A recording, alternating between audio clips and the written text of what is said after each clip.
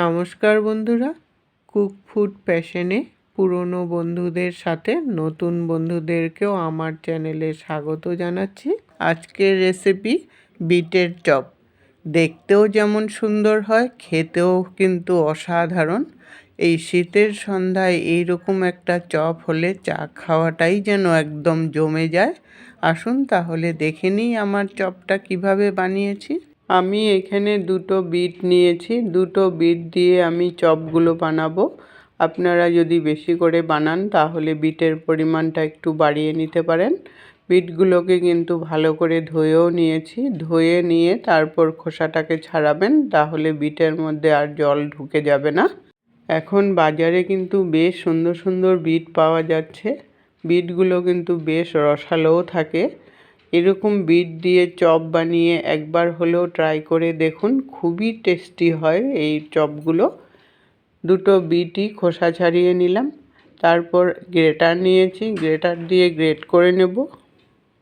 Greater দিয়ে great করে দিলে বিটগুলো মিশবেও সুন্দর করে, আর রেসিপিটা তাড়াতাড়িও হবে। বিটগুলো যত সুন্দর করে মিশবে চপটা খেতে কিন্তু ততটাই সুস্বাদু হবে। দুটোটা বিটই এইভাবে করে গ্রেট করে নিলাম। এখন কড়াই বসিয়ে 2 চামচ রিফাইন্ড অয়েল দিয়ে বিটগুলোকে প্রথমে একটু ভেজে নেব। বিটের যে একটা গন্ধ থাকে, এইরকম করে ভেজে নিলে বিটের গন্ধটাও চলে যাবে, তখন রেসিপিটা খেতেও কিন্তু খুব ভালো লাগবে। বিটগুলোকে দিয়ে তেলের সাথে ভালো করে মিশিয়ে নিয়ে তারপর স্বাদ অনুসারে একটু নুন দিয়ে দিলাম। নুনটা দিলে বিটটা মজেও যাবে, তখন সিদ্ধটাও ভালো করে হয়ে যাবে। 5 মিনিটের জন্য ঢাকা দিয়ে দিলাম, তাহলে বিটগুলো ভালো করে সিদ্ধও হয়ে যাবে। এদিকে এটা সিদ্ধ হতে হতে ছোট্ট কাপের 1 কাপ বাদাম ভেজে নেব। চপের মধ্যে বাদাম দিলে খেতে কিন্তু খুব ভালো লাগে। বাদামটা মিডিয়াম আঁচে রেখে হালকা ব্রাউন কালার যতক্ষণ না হয়ে যায় ততক্ষণ পর্যন্ত ভাজা করে নেব। একটু ক্রিস্পি করে ভাজা করবেন, তাহলে কামড়ে যখন বাদামগুলো পড়বে খেতে কিন্তু খুব ভালো লাগবে।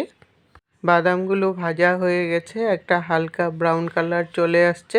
এখন আমি নামিয়ে ঠান্ডা করে খোসাটাকে ছাড়িয়ে নেব।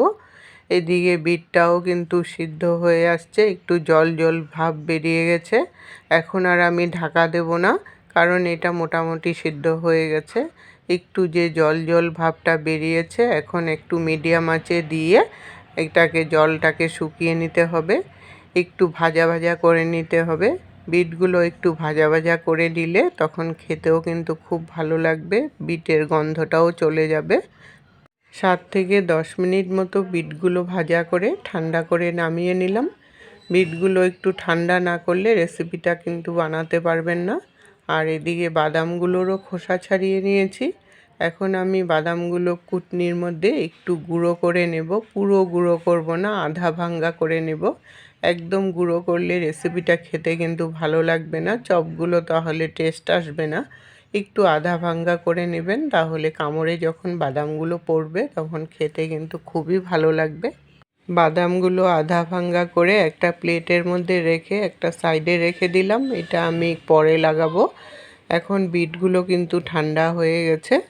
একটা বড় সাইজের আলু আগের থেকে সিদ্ধ করে নিয়েছিলাম। আলুটাকে ভেঙে এখন বিটের মধ্যে দিয়ে ভালো করে মেখে নেব।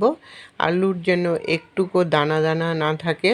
বিটের মধ্যে আলুটা দিলে একটা বাইন্ডিংয়েরও কাজ করবে, আর খুব সফট হবে ভিতরটা। ভালো করে মেখে নিয়ে এখন এটার মধ্যে স্বাদ অনুসারে নুন দিয়ে দিলাম। হাফ টিস্পুন লঙ্কার গুঁড়ো দিয়ে দিলাম। আর 4টা লঙ্কা কুচি করে নিয়েছি, কুচি করা লঙ্কাগুলোকে দিয়ে দিলাম। কারণ বিট মিষ্টি জিনিস, তাই ঝালটা একটু বেশি করে দিবেন, তাহলে খেতে কিন্তু খুব ভালো লাগবে। 1/4 কাপ ময়দা দিয়ে দিলাম। ময়দা দিলে বাইন্ডিংটাও কিন্তু খুব সুন্দর হবে। আর হাফ টিস্পুন ভাজা মশলা গুঁড়ো দিয়ে দিলাম। জিরা, ধনে, শুকনো লঙ্কা, মৌরি ভেজে গুঁড়ো করে নিয়েছি। এই মশলাটা দেওয়ার জন্য চপটার মধ্যে কিন্তু খুবই সুন্দর একটা ফ্লেভার আসবে। আর ভাজা বাদামগুলোকে লাস্টে দিয়ে দিলাম। এখন সব উপকরণগুলো ভালো করে মেখে নেব।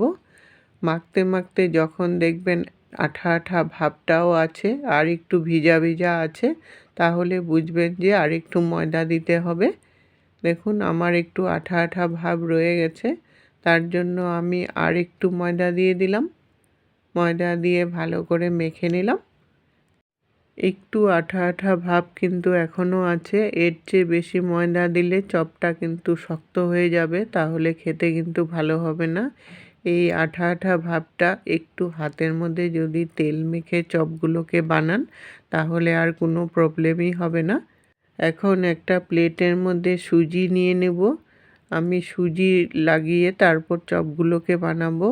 এটা দেখতেও যেমন সুন্দর হবে, খেতেও কিন্তু ওপরটা বেশ সুন্দর ক্রিস্পিও হবে।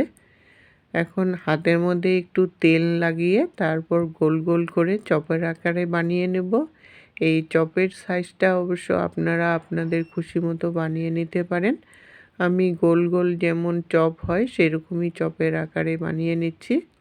আপনারা ইচ্ছা করলে লম্বা করেও বানাতে পারেন। তারপর সুজির মধ্যে এইভাবে ভালো করে লাগিয়ে একটু চাপিয়ে চাপিয়ে দিবেন, তাহলে সুজিটা সুন্দর করে ঢুকে যাবে। ভাজতে গিয়ে আর সুজি বেরিয়ে আসবে না। এইভাবে করে সুজি লাগিয়ে একটা প্লেটে রেডি করে নিতে হবে, তাহলে গরম গরম ভেজে খেতে পারবেন। সবগুলো চপ বানিয়ে রেডি করে নিলাম। এখন এই চপগুলো আমি 10 মিনিটের জন্য ফ্রিজে রেখে দেব, তাহলে সুজিটা সুন্দর করে বসেও যাবে আর ভাজতে গিয়ে আর সুজিগুলো পড়বে না। সবগুলো চপ ফ্রিজে রেখে তারপর বার করে নিয়েছি। দেখুন হাতে কোনো সুজি লাগছে না। চপগুলো বানিয়ে ফ্রিজেও রেখে দিতে পারেন, যখন খুশি গরম গরম ভেজে খেতে পারেন। কড়াইতে তেল বসিয়ে বেশ কিছুটা পরিমাণে তেল দিয়ে তেলটা গরম করে নিয়ে তারপর একটা একটা করে চপের আকারে তৈরি করে নিতে হবে। আর এটা কিন্তু মিডিয়াম আঁচে রেখে ভাজবেন, না হলে উপরটা একদমই পুড়ে যাবে আর ভিতরটা ভালো করে হবে না, তখন চপগুলো কিন্তু খেতেও ভালো লাগবে না। এক পিঠ হয়ে যাওয়ার পর তারপর আরেক দিক উল্টিয়ে দিলাম।